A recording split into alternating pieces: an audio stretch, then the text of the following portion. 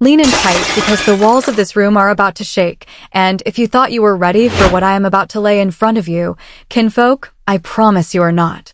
Not even close. Because what you are about to hear tonight is not gossip, is not internet chatter, is not another recycled hot take dressed up in a fresh outfit. This is the whole document. This is the entire ledger. This is every single receipt stapled together, notarized, and dropped on the kitchen table in front of every executive in the music industry who still thinks Drake, Aubrey Graham, the man who used to soundtrack every candlelit bathtub and every long drive home from a heartbreak, still has one foot in the throne room. He does not. He does not have one foot in the throne room. He does not have a toe in the throne room. He does not have a shadow in the throne room. And the ones who finally kicked in the door and threw him out are not the critics, are not the label suits, are not the rival rappers sharpening their pens in Compton. The ones who finally took the crown off his head and set it on fire in the middle of the driveway are the same women who once wrote Drake's lyrics on the inside of their notebooks in 9th grade. That is the story tonight. That is the entire indictment. And by the time we are done walking through it, you will understand why this is not a slump, not a stumble, not a phase, not a rough season. This is the ending. The lights are up. The audience is filing out. The janitors have started to sweep.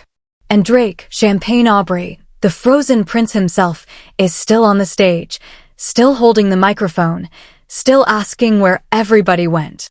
Let me set the temperature in this room before we walk any deeper into this. This is not a Kendrick pep rally. This is not a hate parade dressed in a suit. This is a documented autopsy of the exact moment a superstar lost the one demographic that had been carrying him on their backs since he was crying on street corners in the video for Marvin's Room. And the reason it hits so hard, the reason it stings so deep, the reason it will not stop trending in every group chat from Houston to Toronto to London is that the messengers stepping up to speak are not strangers. The messengers are the day one believers. The messengers are the women who defended Drake at brunch when their friends said Drake was corny. The messengers are the women who paid full price for concert tickets in 2013. The messengers are the ones wearing the wristbands from a decade ago, and when those women pick up the pen and start writing your eulogy, kinfolk, you are not getting booed. You are getting buried. Because a stranger's insult is noise. A first-day fan's departure is a funeral. And Drake is standing at the front of his own service, still trying to hand out programs. Repeat this after me, circle. Drake did not lose his fan base overnight. Drake did not lose his fan base because of one Kendrick verse. Drake did not lose his fan base because of one bad photograph, one leaked verse, one embarrassing live stream, one overcooked feature. Drake lost his fan base the way every fallen king in the history of the culture has lost his kingdom. Slowly. Then all at once.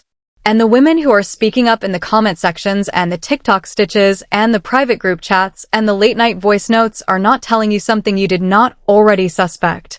They are telling you something they have been swallowing for years. Something that has been simmering in their chests since the Views era. Something that started to boil during Scorpion. Something that finally spilled over onto the tile the second Iceman began its rollout with all the emotional depth of a bank commercial and all the swagger of a man reading his own Wikipedia page out loud. Hold on to this. The first woman to say the thing on record put it in words that should be printed and framed above every A&R desk in the building. She said, and I want you to picture her tone as she said it, that every single time she has been forced to hear a new Drake song in the last 2 years, it was never her choice. It was through a stranger's Bluetooth speaker at a rooftop pool party. It was through the ceiling of a neighbor's apartment. It was through a TikTok algorithm that had not learned yet that she had emotionally divorced this man. And when she finally forced herself to sit still and listen with real ears, to give him a fair shake because she once loved him, her hand was trembling. Not from excitement. Not from awe. From the second-hand embarrassment of hearing an artist she used to defend produce something so hollow, so factory-issued, so devoid of the honesty that made her write his name in her notebook in the first place. That is not a punchline. That is not a bar. That is a woman describing the exact biological sensation of grief. And she said something even sharper than that. She said the sacred job of an artist, the reason we hand them our money and our loyalty and our Friday nights, is that they are supposed to sit alone with themselves. They are supposed to walk into the interior room of their own soul, close the door, do the ugly work, dig up the old wounds, examine the ugly instincts, and come back out onto the microphone carrying something honest that we can hold up against our own lives. That is the entire contract of being a real artist. And when an artist refuses that work, when they decide the interior room is too uncomfortable, when they pull the door shut from the outside and pretend the room does not exist, the art stops breathing. It calcifies. It ossifies. It turns into cologne-scented cardboard. And that, she said with the calm of a coroner reading a report, is exactly what has happened to Drake since Scorpion. Not a bad phase. Not a rough patch. A total refusal to grow. The reflection is speaking your truth, Frozen Prince, and it is not saying anything you want to hear. Catch this, because this is the sentence that broke my chest wide open when I first sat with it. She said the saddest part of watching Drake collapse is that she used to be a real fan. Not a casual listener. Not a passenger. A believer. The kind of woman who defended him when her friends said he was soft. The kind of woman who told her cousin, no, you have to give the Take Care deep cuts a chance. The kind of woman who cried in a car outside her own apartment because the second verse of Marvin's Room felt like it had been written from inside her own diary. And to watch that man, that specific version of Drake, slide off the ledger of relevance this hard, this publicly, this permanently, is not entertainment. It is not sport. It is grief. Real, chest-tight, adult grief. Because when a favorite artist evaporates, a piece of your own timeline evaporates with him. And Drake did not just fall. He dove. Head first. Eyes open. Waving at the cameras on the way down. And then she said the sentence that should be printed onto the inside of every record label memo from this moment forward. She said Drake's fanbase in 2026 has become populated by the exact demographic of men that a woman would cross an 8-lane highway to avoid. She used a word, kinfolk. She used the word losers. Her word, not mine. Losers. Not underdogs. Not outsiders. Losers. The kind of men who spend their afternoons defending Iceman on Twitter like it is a religious text. The kind of men who write 40 tweet threads about how Drake actually won the beef if you squint hard enough at the streaming numbers. The kind of men who have been socially rejected in every other room they have walked into, and Drake is the only artist alive whose music still validates that unearned bitterness. That is what his audience has curdled into. And when your audience is a mirror of your worst instincts, the culture always notices. The culture is a slow reader, but the culture always finishes the book. End of transmission on that point. Let it sit. Now, before we go any further, let me hand this man his flowers where flowers are honestly owed. Because if we do not tell the truth about who Drake was, we cannot tell the truth about what he lost. Drake, at his absolute peak, was the most magnetic pop rap talent his generation ever produced. Drake could make a woman text her ex a paragraph she would regret before sunrise. Drake could turn a leftover mixtape cut into the anthem of an entire senior year. Drake could sit on a bar stool and cry into a microphone and sell 1 million records off the tears. That version of Drake was not manufactured. That version of Drake was real. That version of Drake belonged, in a very specific and very sacred way, to the women who are now writing his obituary. And that is exactly why the obituary hits so hard. You do not eulogize a stranger. You do not mourn a man you never loved. You bury the man you built with your own 2 hands. And what did Drake do with all of that love? What did Drake do with all of that patience? What did Drake do with the collective loyalty of an entire demographic of Black women who put him on their vision boards, on their playlists, on their pregame speakers, in the passenger seats of their first apartments? He got some money. Then he got too much money. And instead of using that money to become a fuller, riper, more honest version of himself, he used it to become a cheaper imitation of every rapper he had ever secretly been intimidated by. Suddenly Drake was not Drake. Suddenly Drake was every gangster he had ever stood next to at a photo shoot, all crammed into one uncomfortable outfit. Drake was trying to be a mobster. Drake was trying to be a general. Drake was trying to be the coldest man in the coldest room in the coldest city in the country. And every single woman in the audience could see the price tag still hanging off the collar of the costume. Here is the axiom that the entire load-bearing wall of this reckoning is built on. Write it on the ceiling above your bed if you have to. Money does not remake a man. Money reveals him. Money is not a paintbrush. Money is a floodlight. Money does not put a new coat on the soul. Money peels the paint off the walls so the whole neighborhood can finally see what was always sitting behind the drywall. And what the floodlight has exposed about Drake is not a mastermind. It is not a genius. It is not an evil emperor. It is something quieter and sadder and much more familiar. The floodlight exposed a man who was always more interested in the mirror than in the microphone. A man who was always more concerned with being respected than with being real. A man who spent an entire career borrowing charisma from every artist he ever stood next to, and now that the interest is due, he has nothing of his own left in the account. That is the exact truth Kendrick Lamar saw from a mile away. And that is why, when Kendrick finally stepped into the ring last year and opened up the vault, what the world witnessed was not a rap battle. It was an autopsy performed on a still-breathing patient. It was a cultural X-ray, published in real time, of everything the women in the audience had been trying to say into their pillows for 6 years. Kendrick said out loud what your favorite girlfriend had been muttering into her wine glass since 2019. Kendrick said out loud what your college roommate had been posting in cryptic tweets since 2021. Kendrick said out loud what the group chat had been dancing around since Certified Lover Boy dropped, and everybody looked at each other like, we are going to pretend this is good, right?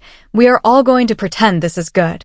And when Kendrick finally pulled the curtain back, when Kendrick called Drake a colonizer, when Kendrick called Drake a tourist, when Kendrick said in front of God and every SoundCloud subscriber alive that the biggest selling rapper in the cohort was actually the biggest thief in the cohort because he would smile at you in the studio and walk out with your entire flow tucked into his hoodie, the culture did not gasp. The culture nodded. The culture exhaled. Because everybody had already known. Everybody had already seen it. Kendrick just had the moral authority, the Pulitzer, and the vocabulary to say it in a way that could not be dismissed as jealousy. And the heartbreaking part of that whole sequence, kinfolk, is that Drake had a choice. Drake had a real, honest, dignified exit ramp. Drake could have taken the loss like a grown man.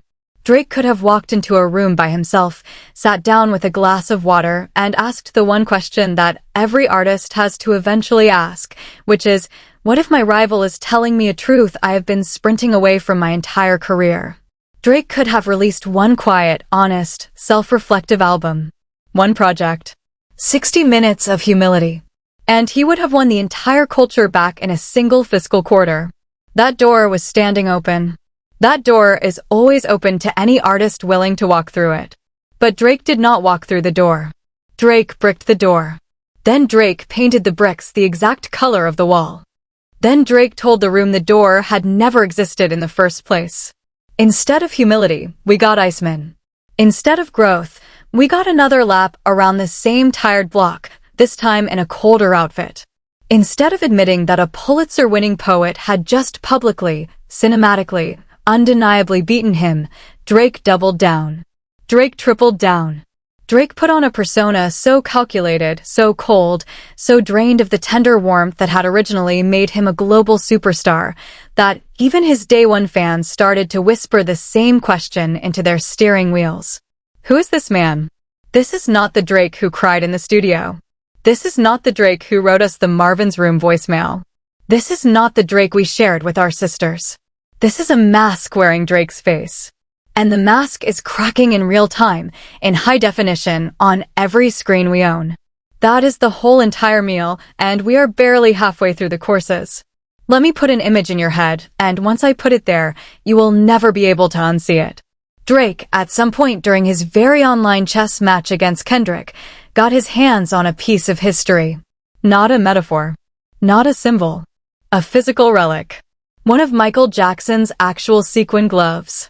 A holy object. A tactile artifact of the most influential black entertainer to ever walk into a spotlight. And what did Drake do with that glove? Did he build a shrine? Did he frame it? Did he keep it under museum glass and light a candle underneath it? No. Drake put his own fingers inside of it and stretched it. Do you hear what I am telling you, Circle? Drake physically warped a relic of Michael Jackson's legacy until the seams gave and it fit his own hand. That photograph exists. That photograph will be studied in Black cultural history classes 20 years from now. Because a photograph does not lie, and that photograph told the entire world that Drake, given the opportunity to hold a piece of the culture that made him, will bend that piece of culture until it destroys the shape it was originally designed in. That is not reverence. That is not tribute. That is consumption. That is the exact behavior Kendrick was warning the audience about, immortalized in a single unforgettable image. Catch this, because this next part is a knife. The women watching that photograph did not see a fashion moment. The women watching that photograph did not see a nostalgic homage. The women watching that photograph saw a man who does not know the difference between honoring a legend and swallowing one. And once a woman sees that difference, she cannot unsee it. She files it. She saves it. She adds it to the running ledger. Now let us talk about the actual crime scene, because a lot of commentators skate right past the crime. On this broadcast, we do not skate. We sit in it. And the crime Drake committed, the specific documented offense that the receipts keep pointing back to, was not against Kendrick. Kendrick is fine. Kendrick has a Pulitzer, a Super Bowl halftime, and a legacy that is going to outlast most of the men reading these words. The crime Drake committed was against the women who built his career from the studio floor up. And the crime was betrayal. Cold, deliberate, undeniable betrayal. Because there was a time, and every woman old enough to remember Take Care will testify to it in the court of feelings, when Drake made music specifically for the girls getting ready to go out. That is not a small thing. That is not a footnote. That is the entire foundation of pop rap superstardom. Drake was in the bathroom mirror while the mascara went on. Drake was in the Uber on the way to the club. Drake was in the girls' trip Airbnb at 3 in the morning when everybody had had one drink too many and the truth was starting to come out. Drake was in the headphones during the bad breakup. Drake was in the earbuds during the good breakup. Drake was in the passenger seat of every important emotional decision an entire generation of women made between 2011 and 2018. And when the women crown you, the men fall in line behind them. That is the unspoken industry law that nobody wants to say out loud in a press release. Every era of pop culture belongs to the audience the women choose. Every single one. Drake knew that. Drake lived inside of that truth. And then, somewhere between More Life and Certified Lover Boy, Drake decided that being adored by women was not enough anymore. Drake decided he needed the respect of a specific kind of man. Drake decided he needed the cosign of every hard-eyed rapper in his contacts. Drake decided he needed to be seen as a threat, not a lover. And in that single decision, kinfolk, Drake cashed out the ticket on the exact audience that had bought him a first-class seat at the front of the industry. He locked the doors. He kicked us out of the passenger seat. And he drove away blasting music that was no longer being made for us. And what did that music start to sound like once the shift completed? It sounded angry. It sounded resentful. It sounded like a man who had been rejected by an imaginary woman and had decided to make an entire discography out of the wound. Track after track, verse after verse, Drake started addressing some faceless female villain who had done him wrong. Some unnamed woman who owed him an apology. Some woman he was going to drag back into the neighborhood as if the neighborhood were a punishment cell. Some woman who was going to regret the day she stopped picking up his calls. And the women in the audience, the actual paying women, the ones who had been streaming his catalog since we were teenagers, heard every syllable. We heard the tone. We understood the target. We filed it away in a folder we were never going to delete. Then came the little jabs. The Rihanna line. The Serena Williams line. The unnamed shots at every black woman who had recently moved on with her life and refused to hand Drake the closure he felt entitled to. Every single one of those bars cost him. Every single one of those bars was a withdrawal from an emotional bank account the women in his audience had been quietly maintaining on his behalf. And by the time Certified Lover Boy actually landed on the streaming services, the account was in the red. The account was closed. And Drake did not even notice, because he was too busy trying to convince a group of men in Toronto that he was harder than his own birth certificate suggested. Cast your ruling in the box below this broadcast. I want to know if you remember the exact album, the exact track, the exact single lyric where Drake stopped feeling like yours. Tell me. Because this is not just a story about a rapper.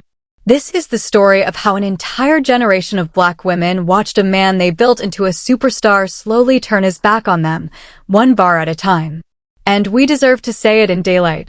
Alright, hold your ground, because now we are walking into the part of this story that hurts the most. The second witness in this documented reckoning is a woman who has been paying quiet attention to the messaging of Drake's music since the very first mixtape days. She said something that has been rattling around in my head for weeks. She said Drake at the launch of his career was supposed to be the sensitive one. The in his feelings one. The rapper for the girls, the crooners, the softer register of black masculinity that hip-hop had never really given a full album to before. And in that lane, Drake was not just competent. Drake was exquisite. Drake was the best in the world at what he was doing. Nobody was matching him in that specific tender pop rap channel. And she stayed with him. Through Take Care. Through Nothing Was the Same. Through If You're Reading This It's Too Late. She was in his corner. She was defending him at every dinner. But then, right around Views, she started to notice a tone shift. The Drake she was hearing on the microphone was not the Drake she had signed the contract with. The Drake she was hearing was petty. The Drake she was hearing was bitter. The Drake she was hearing was speaking about some invisible woman in his life with a level of contempt that felt personal, felt targeted, felt cruel in a way she could not translate into any kind of art. By More Life, she was starting to feel a little uneasy. By Scorpion, she was pushing the plate away. And by Certified Lover Boy, she said, and I want you to sit with this, kinfolk, she said she could not listen to a full Drake album from start to finish without physically feeling nauseous. Nauseous. Not disappointed. Not annoyed. Nauseous. That is the word she used. Because when a man you once believed in starts speaking about women the way Drake was speaking about women, you do not just tune out. Your body itself rejects the frequency. It is a biological response. And she asked the question that every single executive at every single label should have to answer under a fluorescent light in a locked conference room. If black women are your core audience, why are you speaking about black women the way you speak about them on your own records? Why are you painting yourself as the eternal victim of black women's imaginary crimes? Why are you making music that makes half your paying audience feel like they need to shower after they hear it? And more importantly, what exactly did you think was going to happen? Did you think we would just keep pressing play forever? Did you think loyalty was a public utility with no meter? Did you think our patience was an infinite renewable resource? Because it is not. It never was. And Drake just spent the last 7 years finding that out the hard way. She said one line that should be etched into the entryway of every music school on this continent. She said that being in your feelings is fine. Being sensitive is fine. Being emotional is a superpower when it is used correctly. But if being in your feelings just means casting yourself as the permanent victim in your own narrative, if it means quietly, narcissistically, bar by bar, turning every song into a monument to your own bruised ego, then she does not want it. She is out. She is done. She cashed out her ticket. And she is very, very far from the only one. Because here is the underlying truth, and I want you to feel it in your ribs before your brain catches up. Drake overstayed his welcome with his core audience a very long time ago. He overstayed it by years. He overstayed it by entire album cycles. And the only reason we kept letting the music play was that the men in our lives were still queuing it up in the car, and it felt easier to let the song ride than to have the fight. But the fight is here now. The fight is in the group chats. The fight is in the TikTok stitches. The fight is in every comment section from Atlanta to Toronto to Lagos. The fight has been organized, unionized, and set to a soundtrack, and the women are winning it in real time. In choral harmony, they are singing the same conclusion. We are done. We are gone. Champagne Aubrey, we cashed out our tickets and you cannot buy them back. That is the entire meal so far, and we still have another course to serve. Hold on to this next revelation, because when I first heard it, I had to put my whole head in both of my hands. There is a story circulating right now in the comment sections and the private DMs, told by a woman who was physically inside the arena at one of Drake's biggest tours. Back before Iceman. Back when the crowd was still all in. She was there. She saw it with her own eyes. And in the middle of a sold-out arena headline set, in front of tens of thousands of paying customers, Drake, at the peak of his commercial powers, started crooning into the microphone about how, when he was younger, people had told him his eyebrows were too thick. About how people had told him he should stop singing. And she watched him tear up on that stage. She watched him well up in front of the whole building. Drake cried, kinfolk, about his eyebrows. In an arena. And do you know who the opening act was that night? Do you know who was carrying his own gear out of a smaller dressing room down the hall? Kendrick Lamar. Kendrick Lamar was the appetizer. Kendrick Lamar was the warm-up. Kendrick Lamar, the future Pulitzer laureate, the future Super Bowl headliner, the future undisputed moral center of the culture, was in the wings of that same building. Watching Drake cry about facial hair while sharpening the pen that would one day dismantle him. Do you feel the poetic weight of that? Do you feel the cinematic karma? Because there is no screenwriter in Hollywood who could have plotted a more precise reversal. The man crying about his eyebrows under the spotlights. The man who would one day bury him standing in the shadows, taking notes. And every woman who was in that building that night is telling the story now. Every single one. Because the story is finally safe to tell.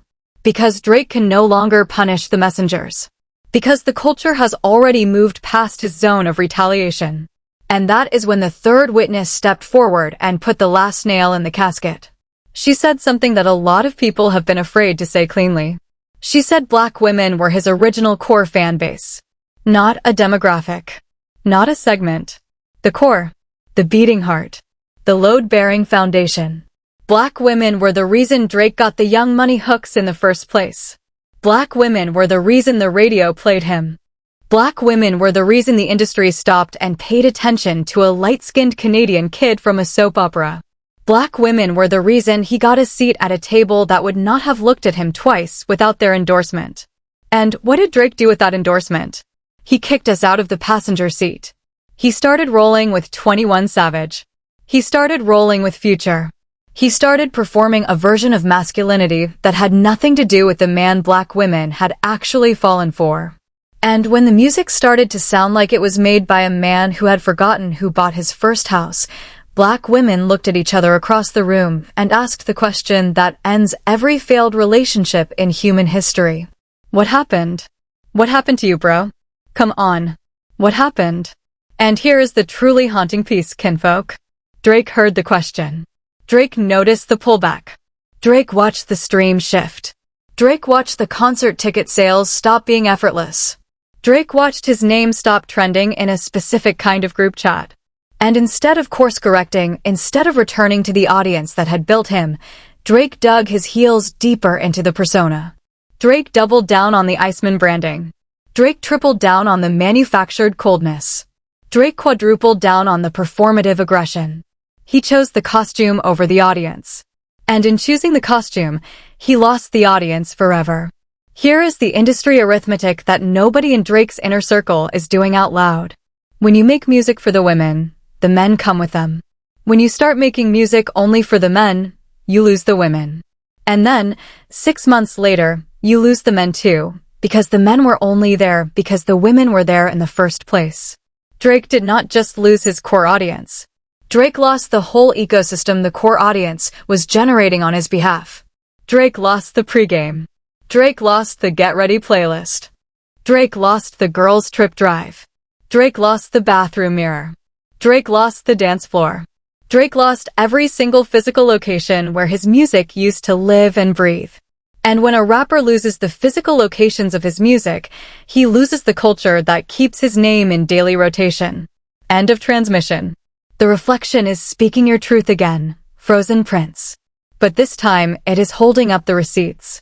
Now let me sit with you on the piece of the story that is going to keep ringing in your head long after this broadcast is over. Drake used to be corny. Everybody knew. The women knew. The men knew. The whole internet knew. Drake was corny, and it was fine, because Drake being corny was Drake being himself. It was authentic corny. It was tender corny. It was the corny of a man who was genuinely sitting in his own feelings and letting the whole room feel them with him. That kind of corny was welcome. That kind of corny was warm.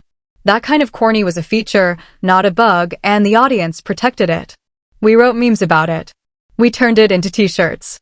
We turned it into captions on wedding photos. That was our Drake, and we shielded him from the harshest critics. But the Drake we have now is not corny. The Drake we have now is something more excruciating.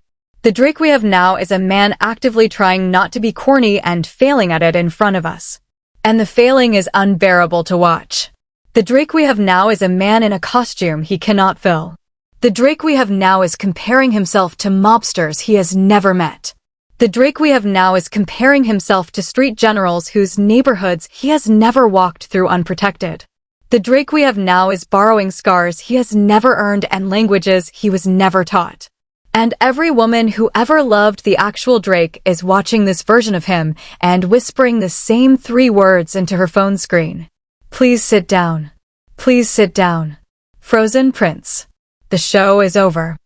The building has emptied out. The house lights are up. The janitors are stacking chairs. For the love of the culture that made you, please just sit down. But he will not sit down.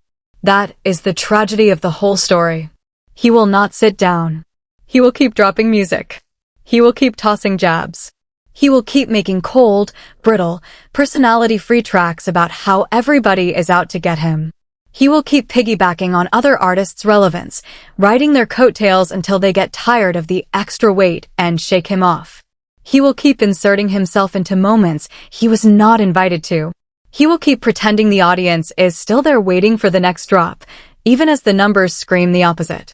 And the culture will keep watching, not with anticipation, not with excitement, but with the same slow, sad headshake we reserve for a friend who cannot admit that the party is over. The final indictment, the sentence that ties this whole reckoning together into a single conclusion, is this. Money does not change people. Money exposes them. Drake is not a new man. Drake is the same man he always was, only under harsher lighting. And now that the light has finally hit him at the right angle, the whole world can see what the women in his audience saw a long time ago. A man who was more invested in respect than in truth. A man who was more invested in the streets than in the stories. A man who was more invested in being feared than in being felt. A man who traded the audience that loved him for an audience he could impress, and lost both by the end of the transaction. Catch this last piece, because it is the piece that makes the entire painting come into focus. The women who used to love Drake are not asking him to come back. Sit with that for a second, kinfolk. They are not writing him open letters. They are not begging for another take care. They are not campaigning for the resurrection of the old Drake. They have moved on. Fully. Cleanly. They have found other artists. They are streaming SZA. They are streaming Beyonce. They are streaming Doja Cat. They are streaming Party Next Door. They are streaming 100 other names who understand the sacred contract of making music that actually respects the audience it is aimed at. The women are not waiting for Drake to save himself. The women are already saving themselves. And they're saving themselves inside of playlists that Drake is not on. That is the ending nobody wants to say cleanly. Drake is not being replaced in a fair fight. Drake is being replaced by silence. Drake is being replaced by absence. Drake is being replaced by the plain fact that when the women in his former audience open a streaming app in 2026, they simply do not click his name anymore. They do not even skip him. He is not on the playlist to be skipped. He has been quietly removed from the itinerary of an entire generation's emotional life. And there is no diss track loud enough, no icy feature verse cold enough, no Iceman rollout expensive enough to reverse that. Once a woman closes a door in her spirit, that door does not reopen. Not for a friend. Not for a lover. Not for an artist. Not for a legend. Not for a legend either. So where does that leave Drake? Where does that leave Aubrey? Where does that leave the man who once held the whole culture in the palm of his hand and squeezed it until it slipped through the cracks between his fingers? It leaves him exactly where every fallen king in history ends up. Alone. At the top of a hill that used to be a mountain. Talking to himself. Trying to convince the wind that the crowd is still down there cheering. rehearsing a comeback that nobody has requested, sending shots at a rival who has already stopped listening, signing autographs for a fan base that quietly, one by one, walked out the back door of the venue while he was still on the stage. And when the culture finally sits down to write the full history of what happened to this man, the chapter is not going to be titled The Fall of Drake. The chapter is not going to be titled The Beef That Broke Him. The chapter is not going to be titled The Kendrick Massacre. The chapter is going to be titled in bold letters on the front of the page so that every young artist who ever dreams of taking his throne will read it before they sign the contract. The chapter is going to be titled The Women Left, and He Never Noticed Until It Was Too Late. Cast your ruling in the box below this broadcast. Tell me if you were one of the women who left. Tell me the exact album you left him on. Tell me the exact lyric that finally broke your loyalty. Tell me if you think Drake can ever come back from this, or if the door in your spirit is bolted shut for good. Tell me if you think Iceman is a phase, or if this is who Drake actually was the whole time and we were just too in love to notice. Tell me everything. Because this conversation is not ending with this broadcast. This conversation is just getting started, and the next chapter is being written in the comments section beneath this exact upload, because the truth about Drake is no longer being drafted by his label. The truth about Drake is no longer being drafted by his ghostwriters. The truth about Drake is no longer being drafted by his streaming numbers or his chart positions or his OVO marketing team or his loyalists who still think Iceman is a masterpiece. The truth about Drake is being written by the women he left behind. And they are picking up the pen. And they are writing very, very carefully. And every word is landing. So the next time somebody in your life tries to insist to you that Drake is still on top, ask them a single question. Ask them where the women are. Ask them who is still playing Drake in the bathroom mirror on a Friday night at 9 o'clock. Ask them who is still using his lyrics as captions on Instagram stories. Ask them who is still crying his ballads in the passenger seat of a stranger's car at 2 in the morning. Ask them and then listen very carefully to the silence that answers. Because that silence is the loudest verdict in the room. That silence is the sound of an entire generation of Black women closing a chapter, dusting off their palms, and moving on to the next artist who actually deserves the seat at the table Drake abandoned. That is the reckoning. That is the funeral. That is the reason every executive in the music industry should be sitting up straight tonight, because whatever is happening to Drake right now is going to happen to the next artist who forgets who built his kingdom. It always does. It always has. It always will. Lean in tight one more time, because I want to hand you the closing sentence from a different mouth in a different room with the exact same weight behind it. Drake is done. Not slowing. Not evolving. Not rebranding. Done. And the women who once loved him are not sad about it anymore. They are relieved. They are lighter. They are freer than they have been in a decade. And when a generation of Black women feels freer without you than they ever did with you, the culture takes notes. The culture always takes notes. So tell me, Circle, was Drake ever really the guy? Or did we just want him to be for a soft little season when the world was quieter and our hearts were younger and we needed somebody in our headphones to tell us we were the whole world? Tell me in the comments. Tell me in your stories. Tell me in your group chat tonight before you fall asleep. And when you are done telling me, come back tomorrow, because we have got another name lined up for the table, and I promise you this next one is going to sting even harder than tonight did. That is the entire meal. I'm out.